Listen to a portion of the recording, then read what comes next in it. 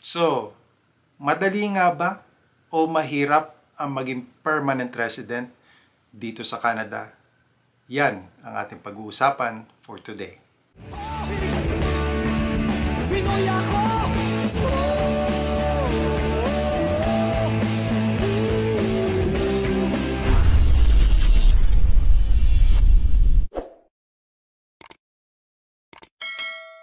Kamusta mga kababayan job seekers at naghahanap ng opportunities papunta dito sa Canada? Salamat sa Diyos at meron na naman po tayong isang mabuting pagkakataon na magkita-kita namang muli at ang dalangin ko as always, sana kayo ay lagi nasa mabuting kalagayan. At ngayong araw na ito, pag-uusapan natin kung madali nga ba or mahirap maging permanent resident dito sa Canada. Well, the straight answer to that question is a yes or no. Kaya lilinawin po natin, ano ba yung mga bagay na nagpapahirap sa pag-a-apply mo sa pagiging permanent resident dito sa Canada?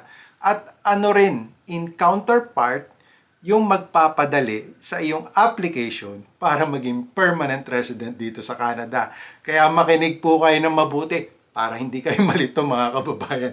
So sabi po dito, getting permanent residency, PR in Canada can be considered difficult, especially due to the increasingly competitive pool. Ibig sabihin, dumadami na po yung pool, yung nag-a-apply para maging permanent resident dito sa Canada. At ano pa? Changing immigration policies aligned with labor market needs and high cut-off scores in the express entry system, making it challenging for many skilled workers to qualify for an invitation to apply. Key points about why getting PR in Canada can be hard. Number 1, marami na po nag-a-apply. So there is a high competition. A large number of skilled workers worldwide po, mga kababayan. So hindi po ibig sabihin, mga Filipinos lang po ang nag-a-apply dito sa Canada para makakuha ng trabaho or para maging permanent resident dito sa Canada. Marami pong ibang nationality. Let's keep that in mind. Worldwide, buong mundo po ang nag-a-apply para makapasok sa Canada, leading to a high competition for just limited spots.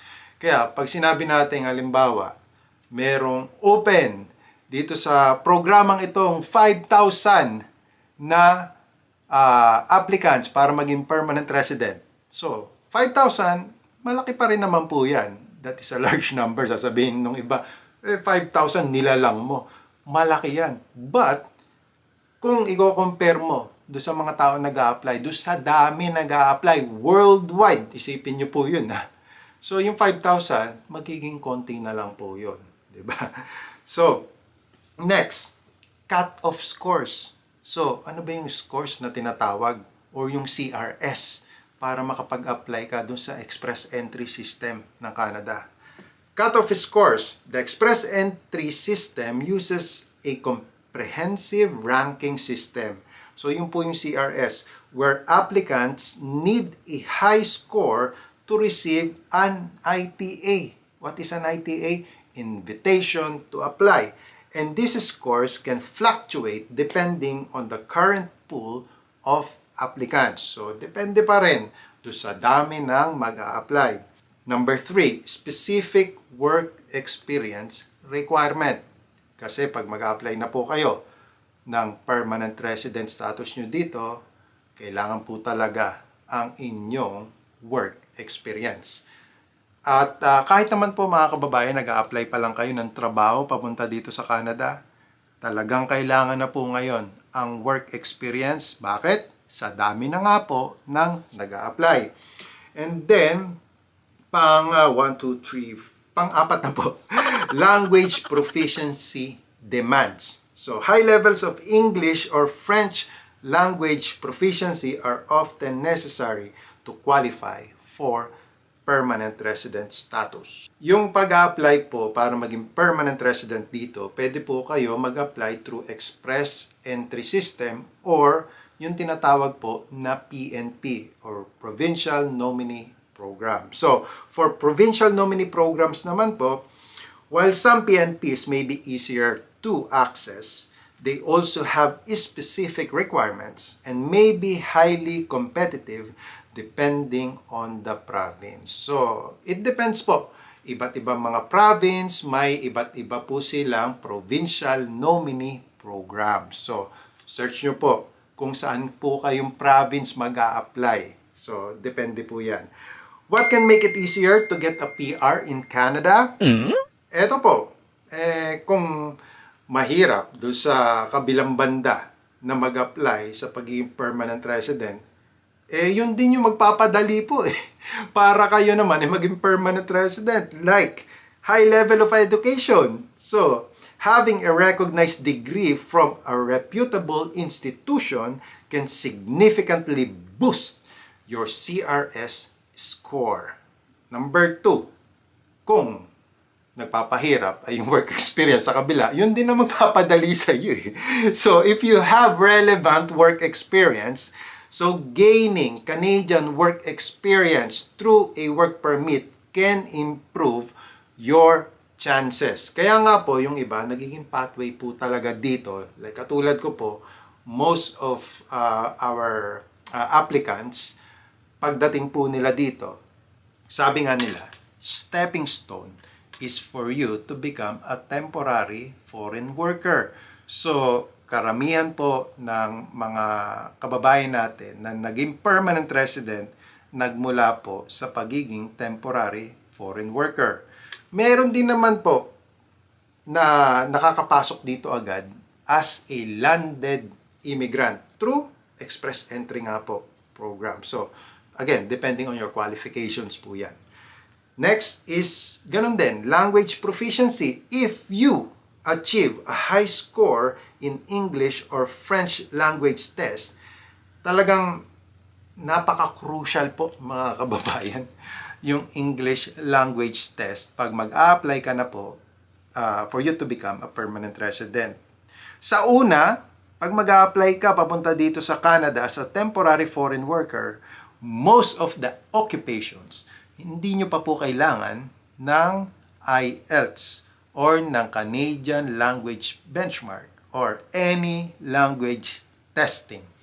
Again, depende po sa mga occupations na a-applyan nyo. Kasi meron po mga occupations na pag in-applyan nyo, kailangan na po agad ng IELTS. At sasabihin naman po yan ng mga, halimbawa kung magagaling kayo sa or mag-a-apply kayo sa mga agencies dyan sa Pilipinas, nandun naman po yung mga requirements for you to apply.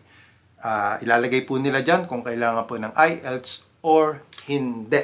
Kaya, tingnan nyo po yung requirements, yung mga qualifications for you to apply if you are applying as a temporary foreign worker. Again, magkaiba po yan temporary foreign worker pathway at immigration or permanent resident pathway. Kaya magkaiba po yan kuminsan ng requirements. So, sometimes yung temporary foreign worker na mga trabaho na ina-applyan nyo dyan sa Pilipinas ay mas less pa ang mga requirements. Like yung English language test nga po. And next is you have to choose the right immigration program for you. So, alamin nyo po, mag-conduct po kayo ng research. Kung halimbawa, nag-apply pa lang po kayo, papunta dito sa Canada, ay talagang kailangan po ng matinding research. Alamin po natin yung mga impormasyon na pagkukuhaan po natin ng tamang impormasyon. Diba? Mag-conduct ng research, magtanong-tanong po tayo. Kung meron po tayo mga kakilala na naandito na sa Canada, at halimbawa, doon din kayo pupunta sa province kung saan naroroon yung inyong either kamag-anak, kaibigan, kakilala, tanungin nyo po sila kung papaano maging permanent resident doon sa lugar na yon, or kung naandun na po kayo sa province na yon, kailangan po ng pagre-research natin. And kung halimbawa talagang kayo ay nahihirapan na sa inyong status para maging permanent resident, or kahit ano pa pong status ninyo dito sa Canada, mga kababayan, at nahihirapan po kayo na intindihin all about immigration programs dito sa Canada, that's the time na maghanap po tayo na mapagkakatiwalaan natin na immigration consultant. Yun legit po, mga kababayan. Make sure po, yung word na yun, legit po yung kakausapin natin na immigration consultant para hindi po tayo maloko. Kasi yung iba po ay may makakausap na hindi naman po immigration consultant, na makakamura daw sila doon, pero in the end ay ano mangyayari? Baka maloko kayo, mga kababayan. At kagaya nga po nung ginawa kong video nung nakaraan na meron pong hindi naman po regulated Canadian immigration consultant na may mga naloko po na mga kababayan natin na hindi pa maganda ang kanilang kinalagyan kasi yung iba sa kanila naging homeless. Dahil nga po, syempre magastos po ang pag-a-apply para maging permanent resident dito, bukod sa gastos na gagastusin nyo, ay magbabayad pa po kayo doon sa taong mag-aasikaso ng inyong mga papers. Kung halimbawa, hindi po kayo magdi-DIY at mag-hire lang po kayo ng either immigration consultant or mga wag nyo na pong balakin na mag-hire ng ghost immigration consultant para makaiwas po kayo na hindi po kayo may scam. Mga kababayan, maging maingat po, maging matalino sa inyong mga pag-a-apply at magtanong-tanong kung hindi nyo nalalaman ang mga impormasyon na dapat nyo malaman. So that's it for me today, mga kababayan. I hope na kahit papaano ay na-enlighten kayo sa information na binahagi ko sa inyo ngayong araw na ito all about kung mahirap ba or madali nga ba ang maging permanent resident dito sa Canada. And again, it all boils down to your eligibility. Kung eligible kayo, ay mas malaki yung chance nyo na mapadali yung process nyo para kayo ay maging permanent resident dito sa Canada. At ito lang naman po yan eh. It's either, kung halimbawa sabihin nyo, wala, mahirap naman talaga dyan mag-apply sa Canada. It's either you apply or not. Di ba? Kung hindi kayo mag-apply, hindi kayo maging permanent resident. Kung hindi kayo magta-try. Di po ba, mga kababayan? It's all about, itatry nyo all your best efforts kung talagang gusto nyo ma-attain, makuha ang isang bagay. At good luck po sa inyo, mga kababayan. And as always, more videos to come. Kung meron po kayong mga katanungan at maaaring hopefully ako po ay makatulong sa inyo in one way or another. At least mabigyan ko kayo ng idea or may mai-recommend ako sa inyo na regulated Canadian immigration consultants kasi meron po tayong mga kakilala. Okay? I will see you, God willing, on my next video. Samahan nawa kayong parating ng Panginoon sa inyong pang-araw-araw na buhay at magandang araw po sa inyong lahat.